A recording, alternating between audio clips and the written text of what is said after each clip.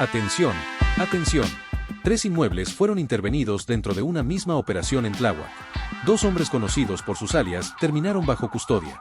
Y detrás de las puertas que parecían formar parte de una colonia común, las autoridades encontraron cocaína, metanfetamina, marihuana, un arma y teléfonos que ahora podrían abrir una ruta mucho más grande. 3 casas. 2 alias. Una misma pregunta.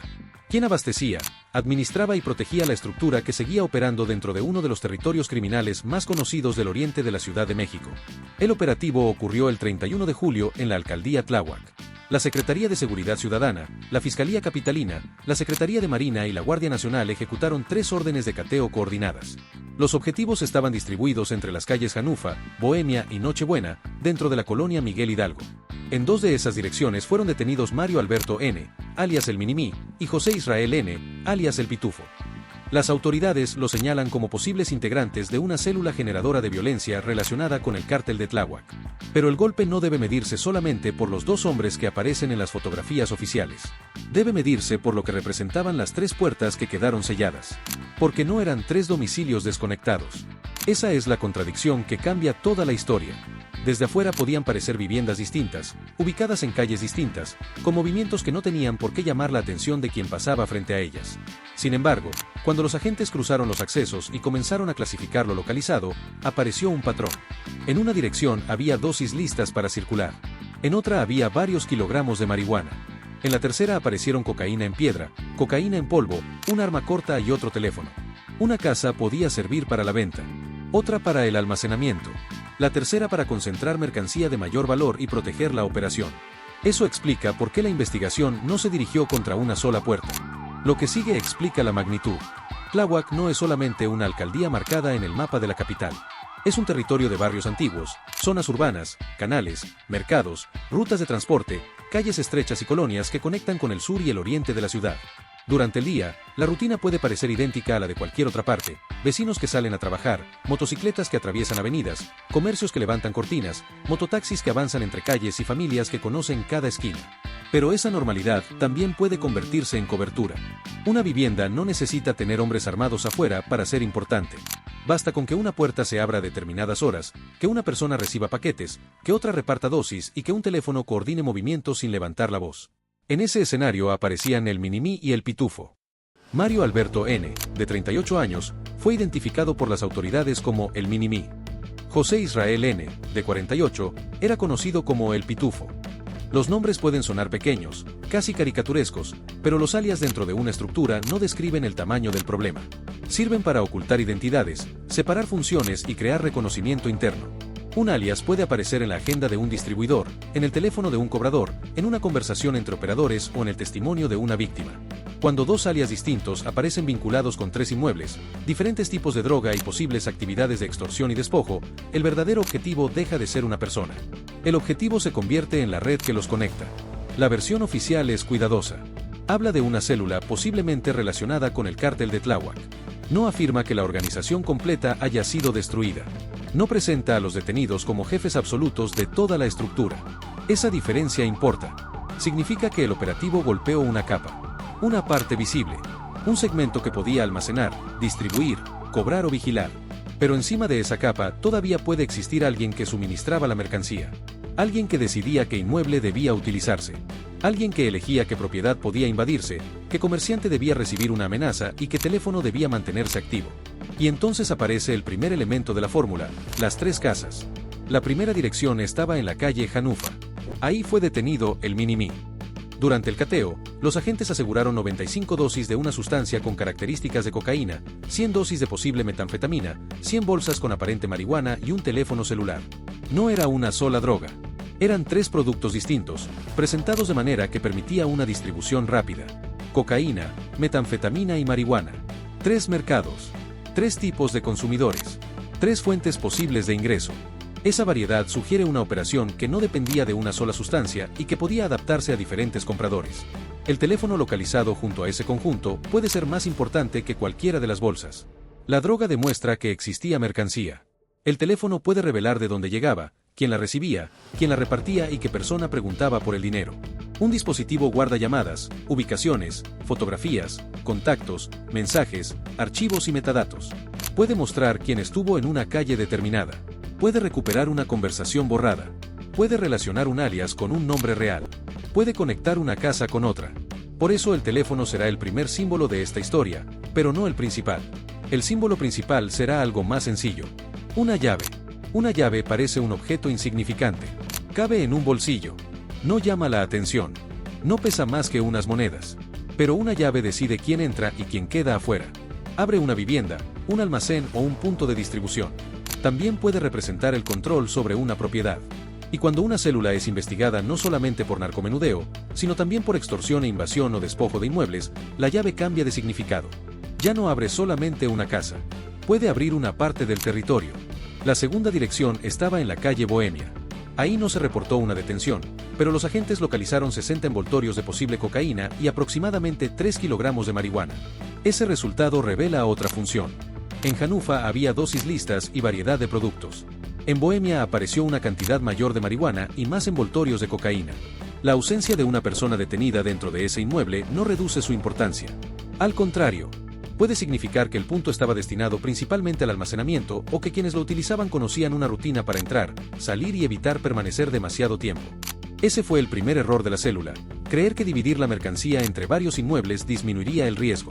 En teoría, repartir el producto puede evitar que una sola captura destruya todo. Si cae una casa, las otras continúan. Si un operador es vigilado, otro puede moverse. Si un teléfono se pierde, queda otra ruta. Pero esa estrategia tiene un problema. Cada inmueble adicional crea nuevas conexiones. Más llaves, más traslados, más llamadas, más personas que conocen la ubicación, más oportunidades para que una vigilancia detecte el patrón. Lo que parecía dispersión terminó formando un mapa. El segundo error comenzó cuando los mismos puntos permanecieron activos mientras la investigación avanzaba. Las autoridades no llegan a 3 domicilios por casualidad. Antes de que un juez autorice una orden de cateo, los investigadores deben construir una secuencia de indicios, observar movimientos, confirmar direcciones, relacionar personas, revisar denuncias, identificar horarios, comparar vehículos, verificar que la información no sea una coincidencia. Los objetivos podían creer que las calles seguían siendo suyas. Lo que no sabían era que las puertas ya estaban dentro de un expediente. La tercera dirección estaba en la calle Nochebuena. Ahí fue detenido el Pitufo. Dentro del inmueble fueron asegurados 4 kilogramos de aparente cocaína en piedra, 875 gramos de posible cocaína en polvo, un arma corta y un teléfono celular. La cantidad cambia la escala. Ya no hablamos solamente de pequeñas dosis empaquetadas para una venta inmediata. Hablamos de kilogramos que podían fraccionarse, transformarse en cientos o miles de porciones y distribuirse a través de diferentes puntos. La cocaína en piedra y en polvo también permite pensar en distintas etapas de preparación y comercialización. El arma corta localizada en esa dirección cumplía otra función. No produce ganancias por sí misma. Protege las ganancias. Sirve para imponer disciplina, intimidar, responder ante un robo, amenazar a un deudor o reforzar una extorsión. Su presencia junto a los kilogramos de droga y el teléfono convierte la vivienda en algo más que un sitio de almacenamiento. La transforma en un nodo operativo. Mercancía, comunicación y fuerza. 3 elementos dentro de una sola puerta. Ese fue el tercer error. Permanecer dentro del territorio cuando las órdenes ya estaban listas. En ese punto, la investigación había dejado de ser una observación. Se había convertido en una operación. Las direcciones estaban confirmadas. Las corporaciones habían coordinado funciones. La Secretaría de Seguridad Ciudadana, la Fiscalía Capitalina, la Marina y la Guardia Nacional tenían un objetivo común. Los agentes no necesitaban perseguir a los 2 hombres por toda la ciudad. Necesitaban cerrar los accesos y entrar en los lugares donde la estructura se sentía segura. Las horas previas al despliegue tuvieron que manejarse con discreción. Un operativo sobre 3 domicilios exige coordinación. Cada equipo necesita conocer su dirección, su perímetro, sus rutas de aproximación y el momento de ingreso. Si una unidad llega antes y provoca movimiento, alguien puede alertar a las otras casas. Si un vehículo se coloca en una esquina equivocada, puede bloquear a sus propios compañeros. Si los objetivos detectan la presencia, pueden intentar destruir evidencia, mover teléfonos o abandonar la zona. Por eso el elemento decisivo no fue la fuerza visible. Fue el silencio anterior. En la primera fase, los equipos debieron asegurar los alrededores. No para convertir las calles en un escenario de guerra, sino para impedir que la operación se dispersara. Cada acceso importaba. Cada posible salida debía ser observada. Las personas dentro de los inmuebles podían no saber que la investigación había unido Hanufa, Bohemia y Nochebuena. Pero los agentes ya trabajaban con las 3 direcciones sobre el mismo plano. Afuera todo podía parecer normal. Adentro ya era demasiado tarde. La entrada a los inmuebles no fue el final. Fue el momento en que comenzó la segunda investigación. La primera había servido para conseguir las órdenes. La segunda se abrió cuando aparecieron las bolsas, los envoltorios, los kilogramos, el arma, los teléfonos y las llaves. Cada objeto debía ser fotografiado, registrado, embalado y relacionado con el lugar exacto donde fue localizado. No basta con encontrar droga. Debe establecerse quién tenía acceso, en qué habitación estaba, qué huellas existen, qué relación guarda con los detenidos y qué otras personas pueden aparecer vinculadas. El Minimi fue detenido en Hannover.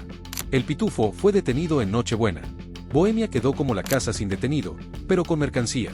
Esa ausencia abre una pregunta específica. ¿Quién utilizaba ese segundo inmueble? ¿Quién tenía la llave? ¿Quién entró por última vez? ¿Existía otra persona encargada de retirar el producto? ¿Fue alertada antes del cateo o simplemente no se encontraba ahí? La propiedad vacía puede convertirse en el hilo que conduzca hacia un tercer operador. El historial de El Minimi añade otra capa. La SSC informó que contaba con antecedentes penitenciarios, un ingreso por cohecho en 2008 y dos por robo en pandilla en 2011 y 2013. Esos registros no prueban las nuevas acusaciones, que deberán resolverse ante la autoridad judicial, pero sí muestran que su nombre ya había pasado por el sistema penal en distintos momentos. La pregunta es qué ocurrió después. ¿Se integró a una estructura más compleja? ¿Pasó de delitos oportunistas a una función territorial? ¿Quién lo incorporó? ¿Qué contactos conservó? El Pitufo, por su parte, aparece vinculado al inmueble donde fueron localizadas las cantidades más grandes de cocaína, el arma y otro teléfono. Eso no permite afirmar por sí solo cuál era su rango, pero sí lo coloca dentro de una dirección especialmente sensible. Si los análisis confirman la naturaleza de las sustancias y la relación jurídica con el domicilio, la investigación podrá avanzar sobre su posible función. ¿Custodiaba la mercancía? ¿Coordinaba entregas? ¿Controlaba el arma? ¿Era responsable de recibir paquetes antes de su distribución? Las autoridades también investigan a la célula por extorsión e invasión o despojo de propiedades. Esa línea cambia el sentido de todo. El narcomenudeo puede depender de esquinas, puntos de venta y repartidores. El despojo necesita información sobre inmuebles, propietarios, documentos, amenazas y personas vulnerables. No es suficiente con vender droga. Hay que saber qué casa está vacía, quién vive solo, quién tiene un problema legal, quién puede ser intimidado y qué autoridad podría tardar en reaccionar. Por eso la llave vuelve a aparecer. Una llave puede provenir del propietario legítimo. Puede haber sido copiada. Puede haber sido entregada bajo presión. Puede corresponder a un inmueble tomado por la fuerza o abandonado después de amenazas. Todavía no existe una resolución que permita atribuir cada uno de los tres domicilios a un despojo. Pero la línea de investigación obliga a mirar las propiedades de otra manera. ¿Eran solamente puntos de droga o también formaban parte de un mecanismo para ocupar espacios y convertirlos en bases de operación? Esa es la dimensión mayor. 2 detenidos pueden parecer una cifra pequeña. 3 cateos pueden parecer un operativo localizado. Pero si la célula utilizaba inmuebles para almacenar, distribuir, extorsionar y controlar propiedades, entonces las casas eran parte de una arquitectura territorial. Una estructura no necesita controlar toda una alcaldía para ejercer poder. Puede dominar una calle, un conjunto de comercios, una ruta de mototaxis, un mercado o varios inmuebles. Puede imponer miedo sin aparecer en público. Puede obligar a una víctima a pagar y utilizar el mismo dinero para financiar la siguiente expansión. El cártel de Tláhuac nació y creció alrededor de redes familiares, operadores territoriales y actividades que fueron mucho más allá de la venta de droga. Después de la caída de sus figuras más visibles, distintas células, herederos, aliados y grupos rivales han intentado conservar o disputar los espacios. Eso provoca una estructura fragmentada.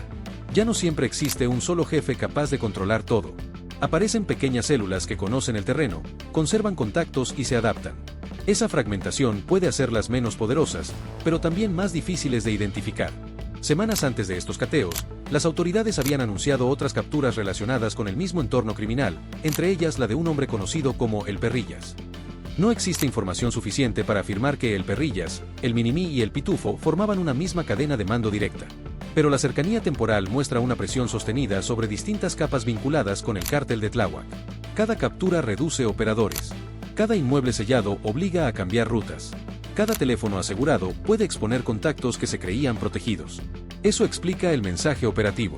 Las autoridades no dijeron que la organización desapareció.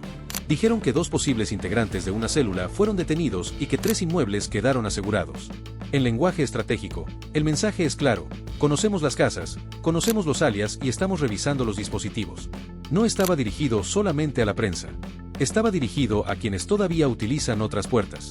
¿Quién recibió ese mensaje? el proveedor que entregaba la cocaína, la persona que distribuía metanfetamina, el operador que administraba la marihuana, el cobrador que visitaba comercios, el hombre que localizaba propiedades vulnerables, el contacto que avisaba sobre movimientos policiales. Todos ellos deben asumir que alguno de sus números puede aparecer en los teléfonos asegurados. Ahí surge el antagonista oculto. El Minimí y el Pitufo ya aparecen en las fotografías. Pero el hombre que abastecía los 3 inmuebles no tiene rostro público. Tampoco lo tiene la persona que decidía cómo se repartía la mercancía, ni quien recibía la ganancia final. Si la estructura funcionaba como una cadena, los detenidos podían ser 2 eslabones visibles. La investigación buscará el punto superior. El primer teléfono fue localizado en Janufa, el segundo en Nochebuena. Si ambos dispositivos contienen contactos repetidos, la conexión puede ser inmediata. Si registran ubicaciones similares, puede aparecer un cuarto inmueble. Si recibieron instrucciones de una misma persona, puede surgir el mando. Si contienen fotografías de propiedades, conversaciones sobre rentas, escrituras o amenazas, la línea de despojo puede fortalecerse. Los teléfonos no hablan solos. Necesitan peritajes. Pero cuando comienzan a hablar, no respetan alias. También existen preguntas para la casa de Bohemia. ¿Por qué no había una persona detenida? ¿Quién dejó ahí los 3 kilogramos de marihuana? ¿Cuánto tiempo llevaba almacenada? ¿Había cámaras cercanas? ¿Qué vehículos se detuvieron frente al inmueble durante los días previos? ¿Los vecinos habían notado movimientos? ¿Existían denuncias que nadie había relacionado? Las respuestas pueden ampliar el caso. Una cámara privada puede mostrar un rostro. Un vehículo puede conducir a otra dirección. Una huella puede vincular a una persona. Una llave puede corresponder a un llavero con otros inmuebles. Un mensaje puede mencionar una entrega. El operativo terminó en las calles, pero el expediente apenas comenzó en los laboratorios y oficinas de análisis. El Ministerio Público deberá determinar la situación jurídica de los detenidos. Las sustancias tendrán que ser analizadas. El arma deberá revisarse para conocer su origen, su condición y si está relacionada con otros hechos. Los teléfonos deberán ser procesados conforme a las autorizaciones correspondientes. Los inmuebles permanecerán asegurados mientras la investigación avanza. Y los señalamientos deberán sostenerse ante un juez. Ese proceso es importante porque una detención no es una sentencia. Las nuevas acusaciones todavía deben resolverse judicialmente. Pero desde el punto de vista operativo, el daño ya ocurrió. 3 puntos dejaron de estar disponibles. La mercancía fue retirada. 2 personas fueron separadas de la estructura. Los teléfonos cambiaron de manos. Las llaves quedaron bajo resguardo. La célula tendrá que decidir si abandona el territorio, reemplaza operadores o intenta recuperar los espacios. Y cualquiera de esas decisiones puede convertirse en otro error. Si envían a nuevas personas a observar los inmuebles, pueden ser identificadas. Si intentan mover mercancía hacia otro punto, pueden revelar la ruta. Si cambian teléfonos de manera apresurada, pueden dejar patrones. Si amenazan a posibles testigos, pueden generar nuevas denuncias. El cerco no termina cuando se retiran los vehículos oficiales. Puede continuar en silencio alrededor de quienes intenten reconstruir la operación. La disputa territorial también importa. Cuando una célula pierde 3 puntos, otros grupos pueden intentar ocuparlos. Esa presión puede generar violencia, extorsiones o movimientos rápidos. Por eso el siguiente objetivo no es solamente capturar al proveedor. También es evitar que otra estructura herede las casas, los contactos y las víctimas. Tláhuac ha visto cómo los nombres cambian mientras las economías criminales permanecen. Un jefe cae. Otro operador aparece. Un punto de venta se cierra y surge otro a varias calles. La estructura aprende, se fragmenta y vuelve a intentarlo. La única manera de romper esa continuidad es seguir el dinero, las propiedades, las comunicaciones y los vínculos, no solamente las dosis. La cocaína localizada en Nochebuena podía convertirse en cientos de ventas. La marihuana de Bohemia podía abastecer varios puntos. Las dosis de Janufa podían circular rápidamente. El arma podía reforzar amenazas. Los teléfonos podían coordinarlo todo. Y las llaves podían abrir los lugares donde esa economía se escondía. Hay otra razón por la que la operación puede ser más importante de lo que sugieren las cifras iniciales. Las 3 direcciones estaban dentro de una misma colonia. Eso reduce las distancias, facilita los traslados y permite mover productos sin atravesar grandes avenidas. Una persona podía salir de Janufa, pasar por Bohemia y llegar a Nochebuena sin abandonar el entorno conocido. Para una célula local, esa cercanía representa velocidad. Para los investigadores, representa una oportunidad de reconstruir patrones completos. Los recorridos entre los inmuebles pueden compararse con las ubicaciones de los teléfonos, las cámaras públicas y privadas y los testimonios disponibles. Si un mismo vehículo aparece en 2 calles, deja de ser una coincidencia. Si una motocicleta repite horarios, puede convertirse en enlace. Si una persona entra a una casa con una bolsa y sale de otra sin ella, el movimiento adquiere un significado diferente. La investigación territorial se construye con detalles que, vistos por separado, parecen ordinarios. Juntos forman una ruta. También debe observarse el dinero. Ningún punto de venta funciona solamente con mercancía. Existen cobros, pagos, deudas, compras, rentas, servicios y ganancias. El efectivo puede moverse en pequeñas cantidades para evitar llamar la atención, pero necesita llegar a alguna parte. ¿Quién reunía lo obtenido en las tres casas? ¿Se entregaba directamente a un mando? ¿Se mezclaba con ingresos de comercios? ¿Era utilizado para pagar protección, adquirir armas o financiar la ocupación de otros inmuebles? Seguir el dinero puede revelar una capa que las dosis no muestran. Un operador puede no tocar la droga y, aún así, ser esencial. Puede administrar propiedades, prestar nombres, recibir depósitos o controlar un negocio que sirva como fachada. Si los teléfonos contienen comprobantes, fotografías de transferencias o conversaciones sobre pagos, el caso dejará de ser únicamente una investigación de narcomenudeo. Podrá convertirse en una investigación sobre la economía que mantenía viva a la célula. La línea de extorsión es igual de importante. Un comerciante puede entregar una cantidad semanal sin conocer el nombre real de quien la recibe. Solo conoce el alias, la voz o el vehículo. La captura de El Minimí y El Pitufo puede provocar reconocimientos. Una víctima puede identificar un rostro. Otra puede reconocer un número. Otra puede recordar que uno de los hombres estuvo frente a su negocio. Cada denuncia nueva puede ampliar el expediente y mostrar si la estructura utilizaba las casas como centros de distribución, puntos de reunión o lugares desde donde se coordinaban cobros. La línea de despojo también puede llevar hacia documentos. Contratos, recibos, copias de identificaciones, escrituras o conversaciones sobre propietarios podrían mostrar cómo se elegían los inmuebles. No se ha informado públicamente que esos documentos fueran asegurados en los cateos. Pero la investigación sobre propiedades obliga a revisar quién tenía la posesión real y cómo llegó la célula a controlar los puntos. Una puerta no se convierte en base de operaciones por casualidad. Alguien consigue acceso. Alguien entrega la llave. Alguien garantiza que nadie interrumpirá. Por eso el golpe tiene dos tiempos. El primero ocurrió cuando entraron los equipos y detuvieron a los dos hombres. El segundo ocurrirá cuando la información asegurada permita unir droga, teléfonos, propiedades, dinero y víctimas. El primer tiempo produce imágenes. El segundo produce nombres. Ahora regresemos a las tres imágenes del principio. Tres casas. Dos alias. Una misma pregunta. Las tres casas formaban algo más que tres direcciones. Hanufa mostraba la distribución diversificada. Bohemia mostraba el almacenamiento. Nochebuena concentraba cocaína en mayor escala, un arma y comunicación. Los dos alias representaban dos puntos visibles de una estructura que todavía debe ser explicada.